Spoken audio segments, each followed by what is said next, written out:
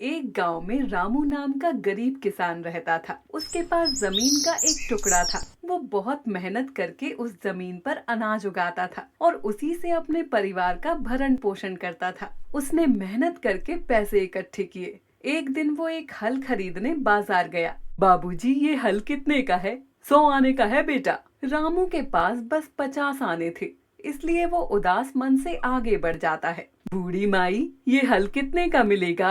80 आने का है बेटा।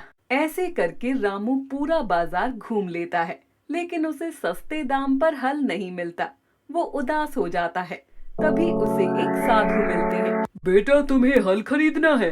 हाँ साधु बाबा, लेकिन आपको कैसे पता?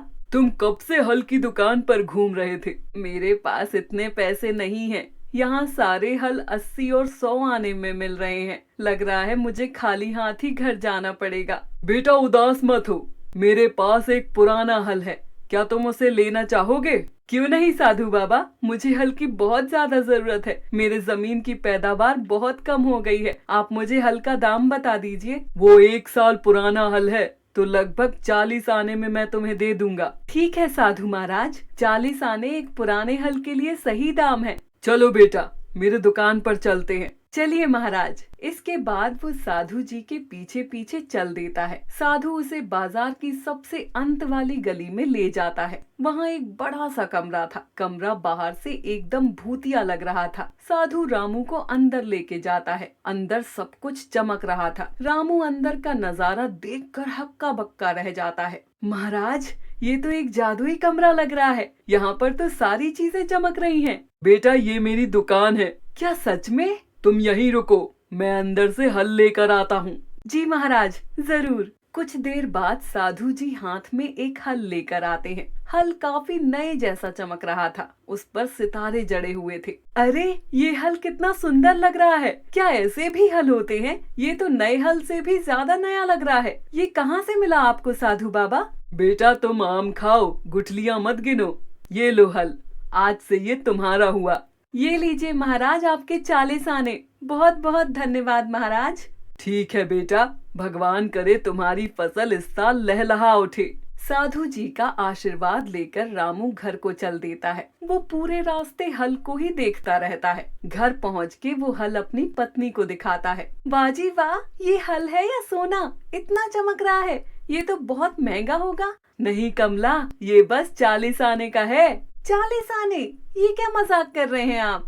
सही सुना कमला, ऊपर से ये पुराना हल है, इसलिए मुझे एक साधु महाराज ने सस्ते में दे दिया। नए हल का दाम तो आसमान छू रहा था। 80, 90, 100। क्या सच में? ये देखने में तो नए हल से भी ज्यादा नया लग रहा है। दोनों आधी रात तक हल के बारे में ही बातें करते रहते हैं। उस हल ने दोनों का मन मोह लिया था। दोनों खाना खाकर सो जाते हैं। रामू अगले दिन हल चलाने के लिए बहुत उत्साहित रहता है। वो सुबह होने का इंतजार करता है। अगले दिन वो सुबह सुबह खेत पहुंच जाता है। खेत में बाकी लोग भी अपने अपने खेतों की जुताई कर रहे होते हैं। रामू का हल देखते ही सब उसकी तरफ भाग कर आते हैं। अरे वाह रामू, आखिर तुमने हल खरीद ही लिया।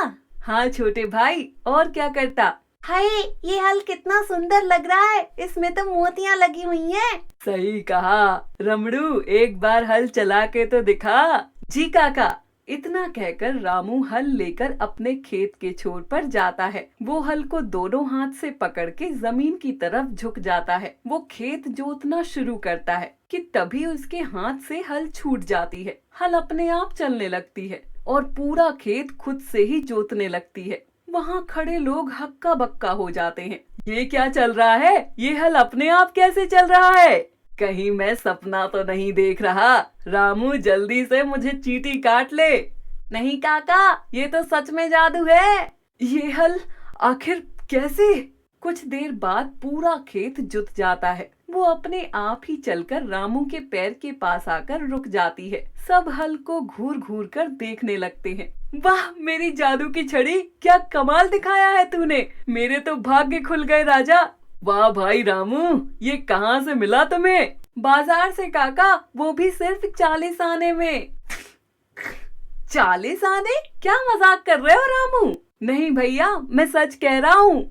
वो लोग ऐसे ही खड़े होकर हल की बहुत तारीफ करते हैं और उसके बारे में पता लगाने की कोशिश करते हैं। रामू बहुत खुश था। वहाँ खड़ा छोटे लाल के मन में लालच आ जाता है। वो हल चुराने की तरकीब सोचता है। अगले दोपहर वो रामू के खेत पर पहुँचता है। रामू पेड़ के नीचे सो रहा था। मौका देखकर चुन्नू वहाँ रखे हल को उठा लेता है और भागने लगता है। दूर से राजू काका सब देख रहे थे। अरे चोर चोर, रामू उठो, पकड़ो। क्या हुआ चाचा? अरे मेरा हल कहाँ है? यहीं तो रखा था। छोटू को पकड़ो रामू, वो देखो तुम्हारी हल लेकर भाग रहा है। क्या? रुक जाओ छोटू लाल, ऐसा मत करो, मेरा हल वापस कर दो। नहीं भैया, ये हल अब मेरा है। छोटे लाल हल लेकर भाग रहा था। तभी सामने पेड़ से वो टकरा जाता है। ये सब जादुई हल का कमाल था। वो छोटे लाल के पैर पर गिर जाती है। उसके पैर से खून आने लगता है। ओ माई, ये कैसे? इतना खून! अब तुम्हारे अकल ठिकाने लगेगी छोटे लाल। अरे मेरा प्यारा हल! रामू को अपना हल मिल जाता है। छोटे लाला दर्द के मारे वहीं बैठ के करा रहा होता है। पुलिस आकर छोटे लाल को जेल में बंद कर देती है। रामू खुशी खुशी अपने हल के साथ घर चला जाता है। शिक्षा: हमें कभी भी दूसरे के सामान की चोरी नहीं करनी चाहिए।